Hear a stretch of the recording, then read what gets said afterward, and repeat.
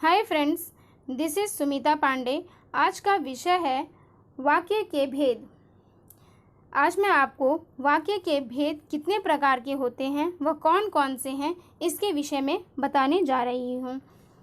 वाक्य के भेद। व्याकरण की दृष्टि से वाक्य के दो भेद होते हैं, अर्थ की दृष्टि से और रचना की दृष्टि से। तो आज हम लोग वाक्य के भेद अर्थ की दृष्टि से जानेंगे।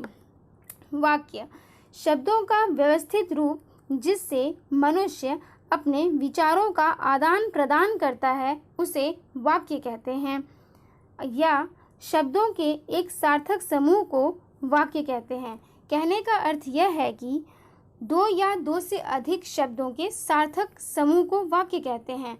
अगर दो शब्दों को मिलाया जाए या दो से अधिक शब्दों को मिलाया जाएगा तो एक वाक्य बनते हैं, और जो वाक्य बनाया जाता है अगर उस वाक्य का कोई अर्थ हो तो वो वाक्य कहलाएगी। लेकिन अगर हमने जो वाक्य बनाया है, जो सेंटेंस बनाया है, उसका कोई अर्थ नहीं होगा तो वह वाक्य नहीं कहलाती है। जैसे राधिका मन लगाकर खाना बनाती है। इस वाक्य का अर्थ है कि जो राधिका है वो मन लगा करके खाना बनाती है। लेकिन अगर मैं इसी वाक्य को कह देती हूँ खाना बनाती राधिका लगाकर, तो इस वाक्य का कोई अर्थ नहीं होता है, तो यह वाक्य नहीं कहलाएगी। वाक्य कौन सा है? राधिका मन लगाकर खाना बनाती है, यह एक वाक्य है क्योंकि इसका एक अर्थ है। अब आगे देखेंगे वाक्य के भेद कौन कौन से हैं अर्थ की दृष्टि से, रचना की दृष्टि से। यह वीडियो बड़ा होने के कारण से मैं आपको यहाँ पर अर्थ की दृष्टि से पहले बताऊंगी और दूसरे वीडियो में मैं आपको रचना की दृष्टि से जानकारी दूंगी। तो आगे देखेंगे हम लोग वाक्य के भेद अर्थ की दृष्टि से। वाक्य के भेद अर्थ की दृष्टि से 8 होते हैं। वह कौन कौन से हैं? विधानवाचक वाक्य, निषेधवाचक वाक्य, आज्ञावाचक वाक्य, प्रश्नवाचक वाक्य, विस्मयवाचक वाक्य, इच्छावाचक, संदेहवाचक और संकेतवाचक। अब इन विषयों को हम एक एक करके जानेंगे। क्या है विधानवाचक वाक्य? विधानवाचक वाक्य क्या होता है, किसे कहते हैं? असर्टिव सेंटेंस है, यह क्या है?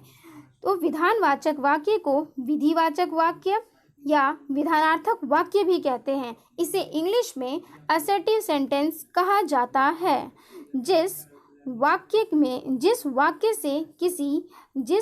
से किसी कार्य के होने या करने का पता चले या फिर पता चलता है, जिससे किसी प्रकार की जानकारी प्राप्त होती है, उसे विधानवाचक वाक्य कहते हैं। कहने का अर्थ यह है कि अगर कोई वाक्य दिया हो और उस वाक्य से हमें यह पता चल रहा है कि कुछ काम हो रहा है, कुछ कार्य हो रहा है, या फिर हमें उस वाक्य से कोई जानकारी प्राप्त हो रही होगी, तो उसे विधानवाचक वाक्य या विधानार्थक वाक्य असर्टिव सेंटेंस कहा जाता है। जैसे भारत एक देश है। अब हमें यह जानकारी मिल गई कि अच्छा भारत जो है वो एक देश है। मेरा घर बहुत सुंदर है। दिल्ली भारत की राजधानी है। तो जहाँ पर हमें जानकारी मिल रही हो, कुछ कार्य हैं, कार्य के होने का पता चल रहा हो, तो वह विधानार्थक वाक्य कहलाती है।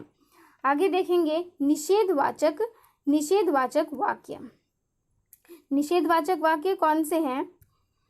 निषेधवाचक वाक्य जिसे इंग्लिश में नेगेटिव सेंटेंस कहते हैं। जिन वाक्यों से काम के न होने का भाव प्रकट होता है उसे निषेधवाचक वाक्य कहते हैं। जैसा कि नाम से ही पता चल रहा है कि निषेधवाचक वाक्य नेगेटिव सेंटेंस, जिस सेंटेंस में जिन वाक्यों में नहीं का प्रयोग किया जाएगा, न का प्रयोग किया जाएगा, वो सभी वाक्य निषेधवाचक वाक्य कहलाते हैं। जैसे मैं कल स्कूल नहीं जाऊंगी, यह एक निषेधवाचक वाक्य है क्योंकि इसमें कहा जा रहा है कि मैं कल स्कूल नहीं जाऊंगी।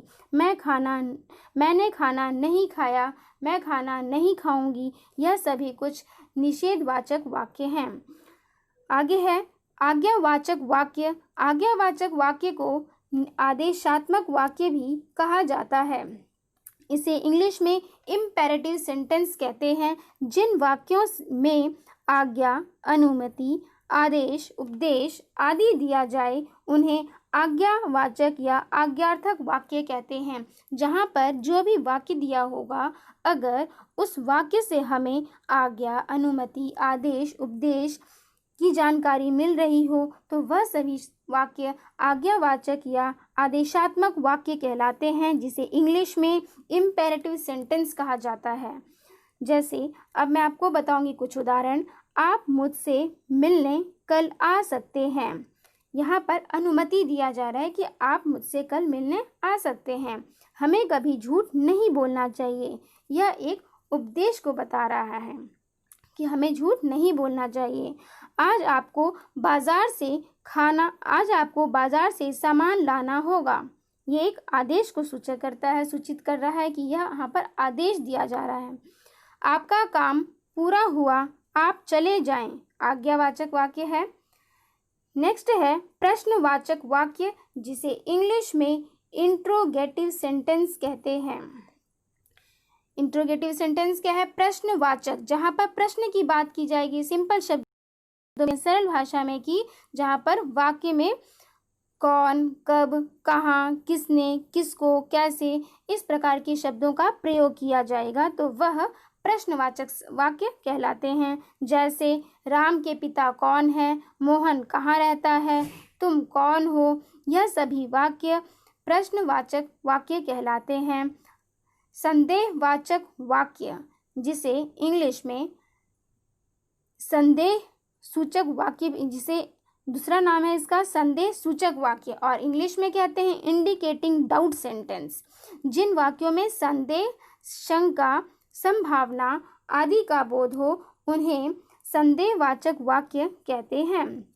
जैसे जहाँ पर डाउट होगा, जो वाक्य दिया होगा, अगर उस वाक्य में संदेह है, डाउट है, शंका है, कोई संभावना की बात कही जा रही है, तो वह सभी वाक्य संदेहवाचक वाक्य या फिर संदेह सूचक वाक्य कहलाते हैं। जैसे लगता है अब बारिश नहीं होगी। क्या लिखा है सेंटेंस कि लगता है अब बारिश नहीं होगी। यहाँ डाउटफुल बातें हैं कि हमको शायद लग रहा है कि अब बारिश नहीं भी हो सकती है।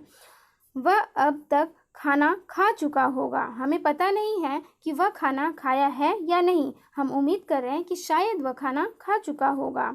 संभवतः मैं आज दिल्ली जाऊंगा। ये भी कंफर्म नहीं है कि वो दिल्ली जाएगा कि नहीं जाएगा। तो यहाँ पर कुछ इसके उदाहरण दिए गए हैं संदेहवाचक वाक्य। वह अब तक खाना खा चुका होगा। इससे संबंधित आपको मैंने बहुत सारे उदाहरण दे दिए। तो अब हम आगे देखेंगे। आगे है इच्छावाचक वाक्य। जिन वाक्यों में इच्छा, आशीर्वाद या शुभकामना का बोध हो। जिन वाक्यों में इच्छा, आशीर्वाद या फिर शुभकामना का बोध होगा, उसे इच्छावाचक वाक्य कहते हैं। जैसे भगवान सबका भला करे। ये एक शुभकामना की बात की जा रही है, जहाँ पर शुभकामना की बात, आशीर्वाद की बात कही जाएगी, इच्छा की बात कही जाएगी। वह सभी वाक्य इच्छावाचक वाक्य कहलाते हैं। जैसे आज आपने कुछ उदाहरण देखा है, भगवान सबका भला करे, यह एक शुभकामना की बात कही जा रही है। आओ हम मिलकर बाजार चलें। यहाँ पर इच्छा की बात हो रही है, हमारा मन है कि हम बाजार जाएं, मार्केट जाएं, तो यह एक इच्छावाचक वाक्य है। दूसरा मैं आपको एग्जाम्पल दे सकते हैं। जन्मदिन पर हार्दिक बधाई स्वीकारो। ये एक शुभकामना दिया जा रहा है, आशीर्वाद दिया जा रहा है किसी को। तो यह सभी कुछ वाक्य हैं जो इच्छावाचक वाक्य को संबोधित करते हैं। आगे मैं आपको बताऊंगी संकेतवाचक वाक्य, जिसे इंग्लिश में कंडीशनल सेंटेंस कहते हैं। क्या कहते हैं? कंडीशनल सेंटेंस, संकेतवाचक वाक्य। जिन वाक्यों में किसी संकेत का बोध हो, जो वाक्य होगा वहाँ पर अगर संकेत का बोध किया जाए तो वह संकेतवाचक वाक्य कहलाते हैं। एक इसमें विशेष रूप से ध्यान देने योग्य बात यह है कि ये वाक्य सदा मिश्र होते हैं, क्योंकि इसमें एक उपवाक्य और दूसरे उपवाक्य पर आश्रित होता है। यानी कि अगर दो सेंटेंसेस हैं तो एक वाक्य दूसरे वाक्य पर आश्रित होगा। आगे देखेंगे हर टाइप के इसमें सेंटेंस हो सकते हैं। एक सिंगल सेंटेंस भी हो सकता है। जैसे यहाँ लिखा है मेरा घर उधर है। यहाँ पर संकेत किया जा रहा है कि मेरा घर उधर है। यदि तुमने मेहनत की होती तो तुम सफल होते। यह भी एक संकेत को बताया जा रहा है कि अगर तुम मेहनत करते तो तुम सफल हो जाते। यदि गर्मी पड़ती तो पानी बरसता। पुलिस सतर्क न होती तो दंगे हो जाते, है ना। पुलिस जो थी वह अलर्ट थी, इसलिए दंगे नहीं हुए। पुलिस अलर्ट नहीं होती, सतर्क नहीं होती तो दंगे हो जाते। यह सभी कुछ संकेतवाचक वाक्य के उदाहरण दिए गए हैं। तो आगे हम देखने जा रहे हैं वह कौन से हैं। संकेतवाचक है विस्मयादि वाचक वाक्य, जिसे इंग्लिश में एक्सक्लामेटरी सेंटेंस कहते हैं।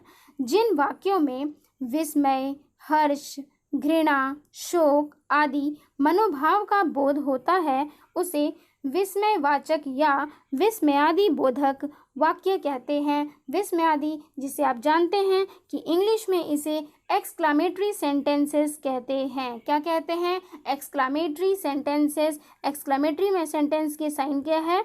इसे, यह इसकी साइन है, यह इसका चिन्ह है कि एक लाइन के बाद यहाँ पर इसे एक्सक्लामेटरी सेंटेंस में यह इसका एक चिन्ह है। तो आगे हम देखने जा रहे हैं वह कौन कौन से हैं। इसके कुछ उदाहरण हैं यहाँ पर। अरे यह क्या मुसीबत है। तो इस प्रकार के जो वाक्य होंगे, अरे यह क्या मुसीबत है, वाह कितना सुंदर फूल है, उफ इस गर्मी ने तो बेहाल कर दिया। यह सभी वाक्य विस्मयादि बोधक या फिर विस्मयवाचक वाक्य को बताते हैं। आगे मैं आपको बहुत सारे इसके उदाहरण दे सकती हूँ। छी, इतनी गंदगी में तुम कैसे रहते हो। तो जहाँ पर ऐसे जो वाक्य होंगे जहाँ पर एक्सक्लेमेटरी मार्क का प्रयोग किया जाएगा, उसे विस्मयवाचक या विस्मयादि बोधक वाक्य कहते हैं। उफ, वाह, अरे, छी, यह सभी वाक्य विस्मयवाचक वाक्य के कुछ शब्द हैं। छी, वाह, अरे, उफ, यह सभी कुछ विस्मयवाचक वाक्य के उदाहरण हैं। तो आशा करती हूँ आप लोगों को यह विषय अच्छे से समझ में आ गई होगी। इसका दूसरा पार्ट हम लोग दूसरी वीडियो में देखेंगे रचना के आधार पर। So please like, share and subscribe my channel.